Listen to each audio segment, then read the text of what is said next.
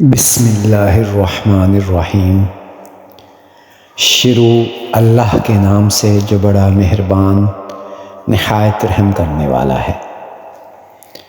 السلام علیکم معزز سامعین کرام، آج ہم جس موضوع پر بات کریں گے وہ ہے حضرت ذوالکفل علیہ السلام۔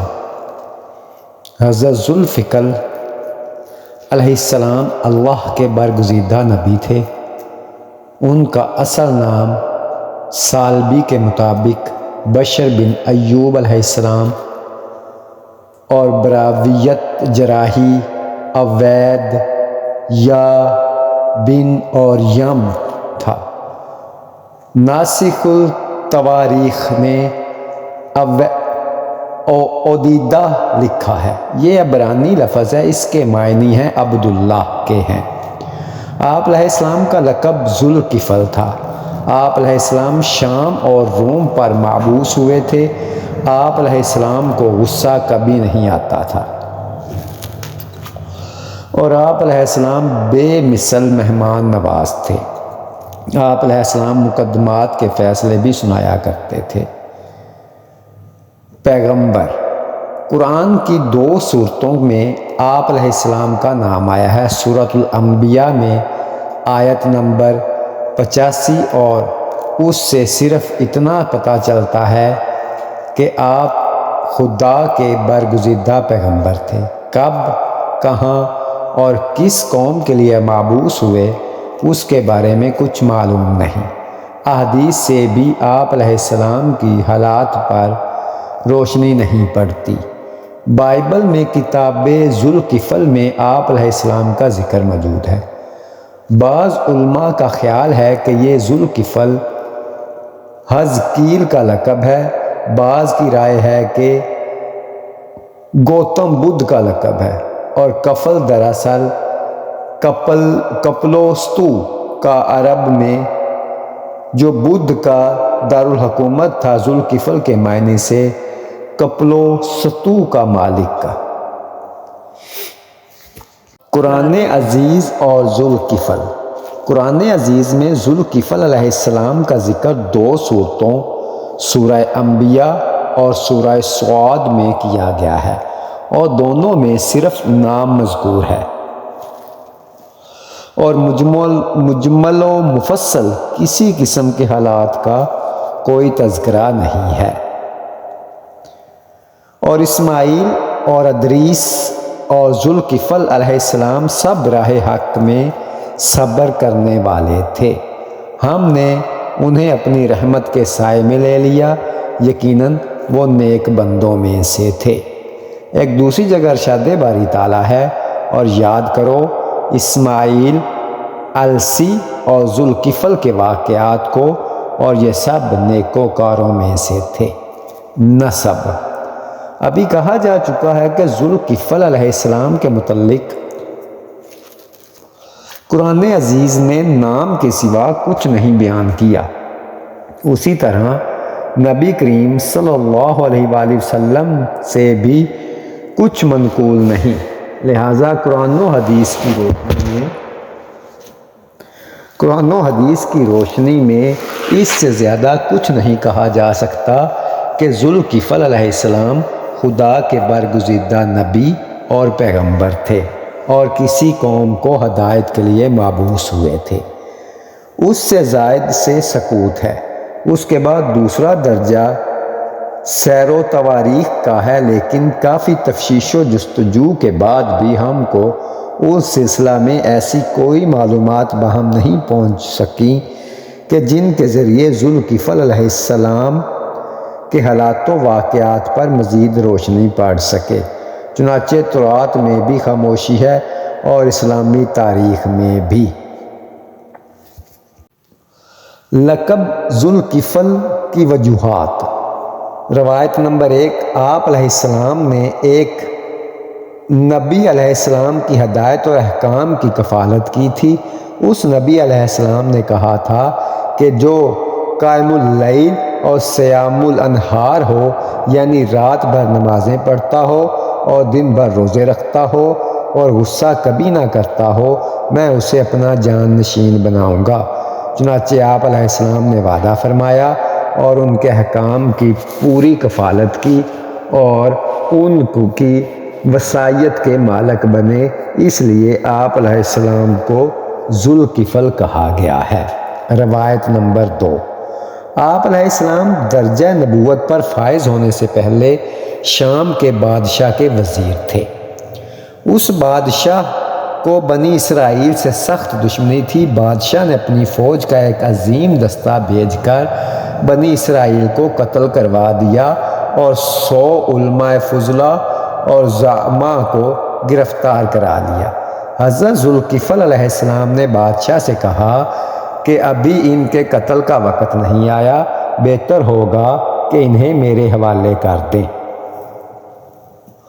ذوالکفل علیہ السلام ان تمام قیدی علماء و زعماء کو اپنے ہمراہ لے گئے، ان کی عزت و تحقیر کی، ان کی بیڑیاں کٹوائیں، انہیں خوشگوار کھانا کھلایا اور ان کو وقت شب رہا کر دیا اور بادشاہ کے قلمرو سے بھاگ جانے کو کہا۔ اور صبح کو جب ذوالکفل علیہ السلام نے ایسی صورت اختیار کی کہ بادشاہ ناراض بھی نہ ہو اور ان کی جان بچ جائے گی، اس کفالت کو وجہ سے آپ علیہ السلام کو ذوالکفل علیہ السلام کہا گیا ہے۔ روایت نمبر 3۔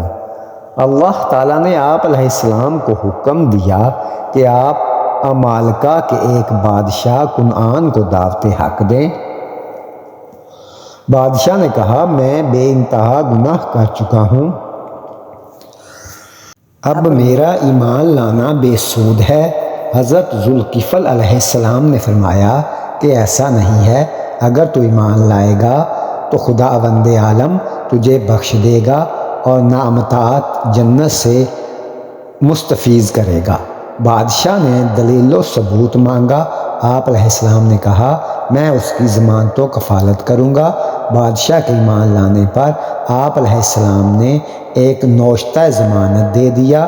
بادشاہ ترک سلطنت کر کے گوشہ نشین ہو گیا، لیل و نہار عبادت میں گزارتا اور بوقت موت بادشاہ کو وصیت کے مطابق وہ نوشتہ خط اس کے کفن میں رکھ دیا گیا۔ اللہ تعالیٰ نے اسے بخش دیا اور جنت میں بلند مقام پر فائز فرمایا۔ جو لوگ بوقت کفن وہاں موجود تھے وہ سب کے سب بھی ایمان لے آئے۔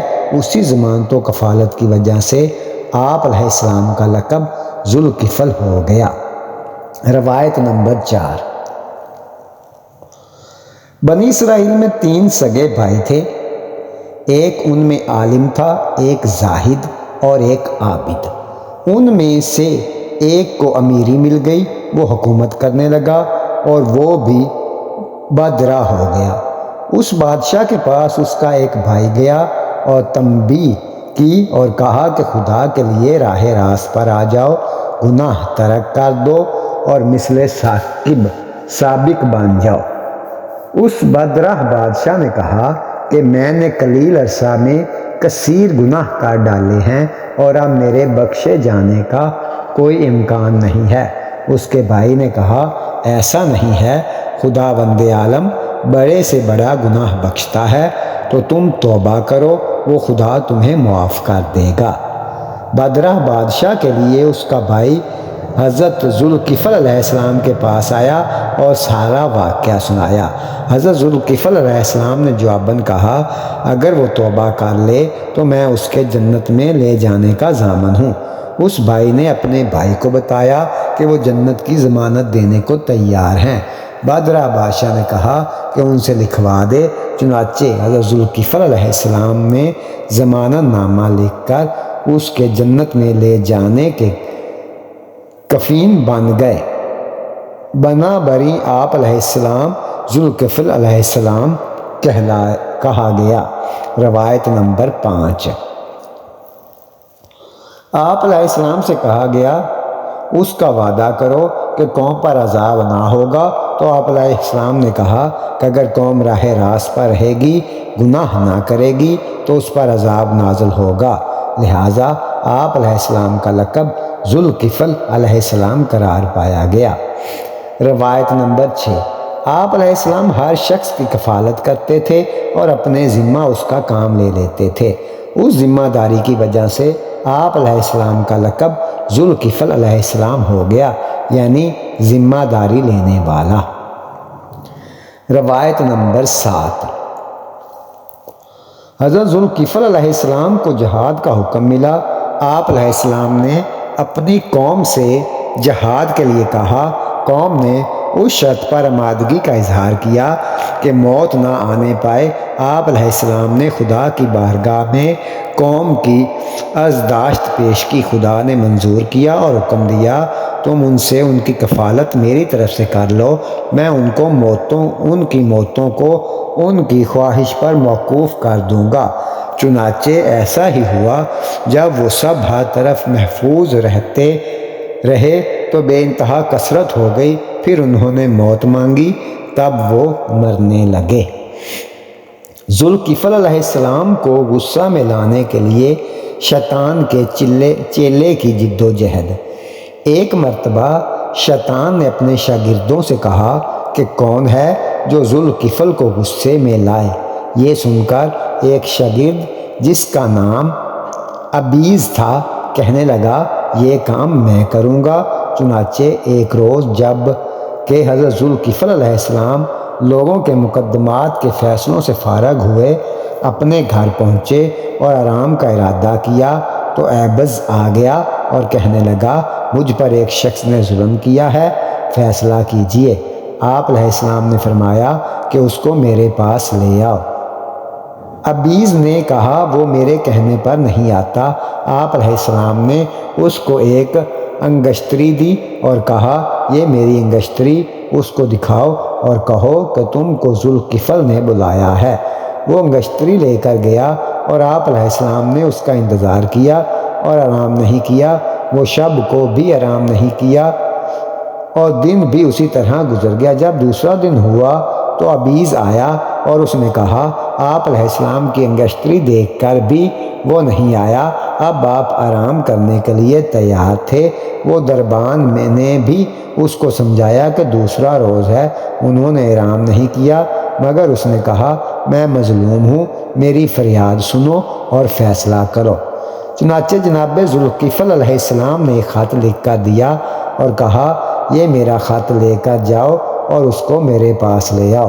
چنانچہ آپ علیہ السلام تیسرے دن بھی اس کے انتظار میں رہے اور پھر شب آ گئی اور تمام رات عبادت کی۔ اب چوتھا روز آیا کہ پھر ابیز آ گیا اور کہنے لگا کہ وہ آپ علیہ السلام کا خط دیکھ کر بھی نہیں آیا۔ حضرت ذوالکفل علیہ السلام یہ سن کر اٹھ کھڑے ہوئے اور ان کے ہمراہ روانہ ہو گئے۔ دھوپ سخت تیز تھی، 4 دن جاگتے ہوئے گزر چکے تھے، مگر پھر بھی آپ علیہ السلام کے چہرے پر غصے کے آثار نہ تھے۔ جب آپ علیہ السلام راستے میں جا رہے تھے تو وہ شخص غائب ہو گیا اور جا کر شیطان سے کہا کہ میں ذوالکفل کو غصہ میں لانے سے معذور ہوں، میں نے بڑی کوشش کی مگر وہ کسی طرح غصہ نہیں کرتے۔ حضرت ذوالکفل علیہ السلام کی حیات اور وفات۔